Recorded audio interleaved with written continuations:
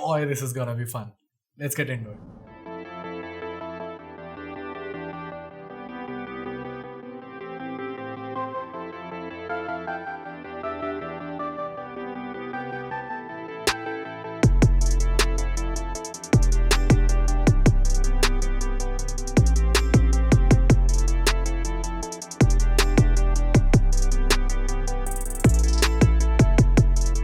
Well, that was smooth AF.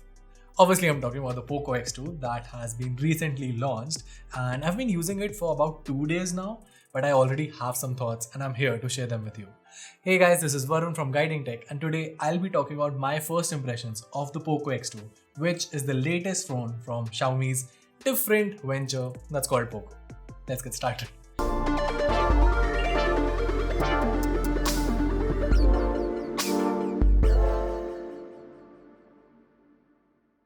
Okay, so let's address the elephant in the room, which is the design. So the Poco X2 is definitely a rebranded Redmi K30, which is equal parts both good and bad. Good because it helps them keep the price down, but bad because, well, we were all expecting something different from Poco, right? Like this Poco logo at the bottom feels really out of place, and especially in our unit, it genuinely feels like it's coming out of the blue, if you know what I mean. Also, this camera layout, well, I'm not really a fan of it because the circle surrounding it serves literally no purpose. Speaking of which, designed by Poco, no. Now the phone in itself isn't bad. It comes with a glass finish that feels really premium but also feels kind of on the heavier side.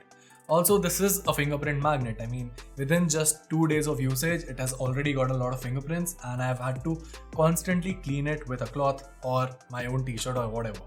Secondly, the thing is that there's a plastic frame on the sides, which kind of feels cheap, but then again, it's nothing that you would not expect from a phone at this price point.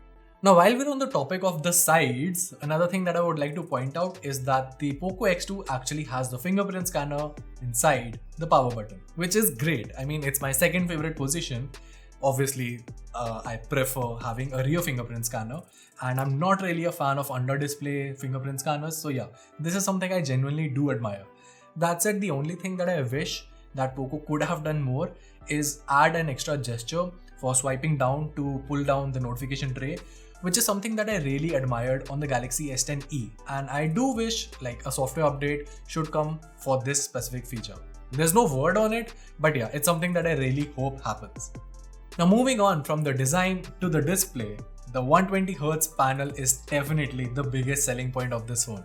It's great, it works smooth, and for most users, it's gonna be just the main reason why you would buy this phone. I mean, the only other phone that offers this high refresh rate is the ROG Phone 2, that is, well, almost double or even triple the price tag. Whereas this phone, well, it offers the 120Hz refresh rate, but it's an LCD panel, which is kind of debatable in my opinion. See, the thing is, at this price point, I've kind of grown to expect phones to come with an AMOLED display, especially with Vivo and Realme launching their AMOLED displays that are a very good panel too. Now, it's not like the LCD panel on the Poco X2 is bad. It's good, but even on a first glance, you kind of miss out the colors and the punchy feeling of an AMOLED display. Obviously, the 120Hz refresh rate definitely makes up for it. The refresh rate is good, everything feels smooth, and even the normal UI feels great. Now, one more thing that I would like to address here is that dual punch hole display in the top right corner. It looks good, and although it's not that obtrusive, it will definitely take some time getting used to. Now, one more thing that I was kind of skeptical about is whether it would register my touches from there, because see, for a right-handed person, being able to pull down the notification tray from that top right corner is what they would want. And since there are the cameras over there, I was kind of skeptical if it would work or not, but thankfully it does work here because of the slight left out edges around the camera layout, so it works. Then again, I would have kind of preferred a design like the Honor 20, which had it on the left side, or, well, if you're hoping, maybe something like the new patents, like you can see, which has one camera on either corners.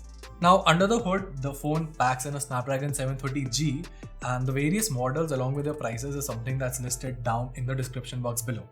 Now, the thing is, Snapdragon 730G is not a processor that you would expect from a Poco device, But then again, it's not a bad chipset. It's a good device, it's a good processor, and it works pretty smooth, at least on the first impressions in the 2 days that I've used. That said, what I'm really intrigued to see is how well the chipset will hold up for a 120Hz display, and basically would it be a bottleneck or not. If you are also interested for that, I suggest you stay tuned and subscribe to our channel for the full review. So the phone comes with MIUI 11 based on Android 10 right out of the box. That said, what's interesting is that the company has already released the kernel sources, so you can expect great Gcam modding library along with some great custom ROMs. Like, that is the reason that Poco F1 was such a legend and still remains a legend, and I can surely expect the Poco X2 to follow in the same lines. Now, one more thing that I would like to highlight, since we are on the topic of custom ROMs, is that Poco has also stated that even if your phone has an unlocked bootloader or has a custom ROM installed, the company will still give you the full warranty that you get with the device, which is great. Okay, so I know a lot of you guys are waiting for me to talk about the camera, but the thing is, right now it's too soon to comment on that. On paper, it definitely looks good thanks to the all-new IMX686 sensor, which is definitely more modern and slightly better than what the other X2 in the price bracket offers. But yeah, we all know, especially from all the phones that we've reviewed in the past, is that software processing plays a very crucial role. So I suggest you guys stay tuned for the detailed camera comparison that I'll be doing soon on this channel. For now, here are some quick shots for you guys to get an idea of what to expect from the Poco X2's camera.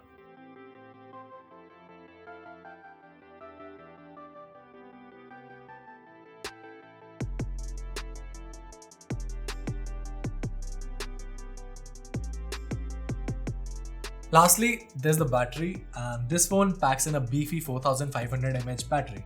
But what makes it all the more better is that not only does it support fast charging up to 27 watts, it also comes with a fast charger right inside the package. The Realme X2 supports 30 watt, by the way. Just saying. So the overall battery charging times should not be that high, but what I'm more interested to see is how long will the battery last, especially with that 120Hz refresh rate turned on. I mean, it's something that I'm really stoked to see, and with an LCD panel, even having dark mode won't really help. So I'm really excited to see how the battery life holds, and I'm sure you guys should be tuned too. Well, those were my first impressions of the Poco X2. Now, I know a lot of you guys are excited to see what this phone brings to the table, and so far it all sounds good. But yeah, over the next few days, I'll be discovering more things and I'll be giving a detailed review in a couple of days. Till then, make sure to like this video, get subscribed, get notified, you know the drill. Also, if you have any ideas what all comparisons we should be doing with the Poco X2, comment section is yours, sound off all you want, and I'll try my best to deliver what I can. This is Varun from Guiding Tech, and I'll see you in the next one.